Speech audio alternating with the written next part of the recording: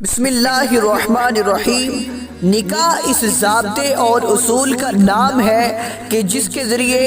ایک اجنبیہ عورت اور ایک اجنبی مرد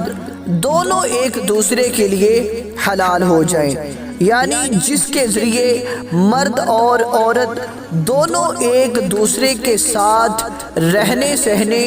اٹھنے بیٹھنے، ملنے جلنے، مواصلت اور مباشرت یعنی کہ ہم بستری صحبت کو معاشرہ، مذہب اور سوسائٹی میں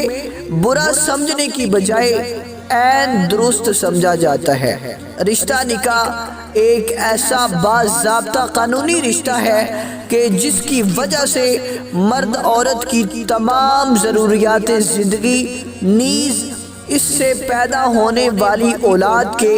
تمام تر مصارف، اس کی تعلیم و تربیت اور دیکھ بھال اور اس کی شادی تک کا پورے طور پر ذمہ دار ہو جاتا ہے، اور عورت اس مرد کی اطاعت اور فرما بردار اور اس کی شریک حیات ہو کر اس کے دکھ اور سکھ کی ساتھی بن کر اس کی امانت خاص کی امین اور ہر طرح کی خدمت، والہانہ محبت نیز پیدا ہونے والی اولاد کی دیکھ بھال اور پرورش کی ذمہ دار ٹھہرتی ہے۔ اسلام نے نکاح کو ایک جامع اور مکمل سہل اور آسان ترین قانون ازدواج بنایا اور عذر شرعی کو نظر انداز کیے بغیر مرد اور عورت کو آزادی دیتے ہوئے بتایا کہ نکاح ایک قانونی معاہدہ ہے جس کے ذریعے ایک غیر اجنبیہ عورت حلال اور جائز ہو جاتی ہے، اور وہ منعقد ہوتا ہے ایجاب اور قبول سے۔ یعنی ایجاب کرنے والا کہتا ہے کہ میں آپ کو اتنے روپے حق مہر کے عوض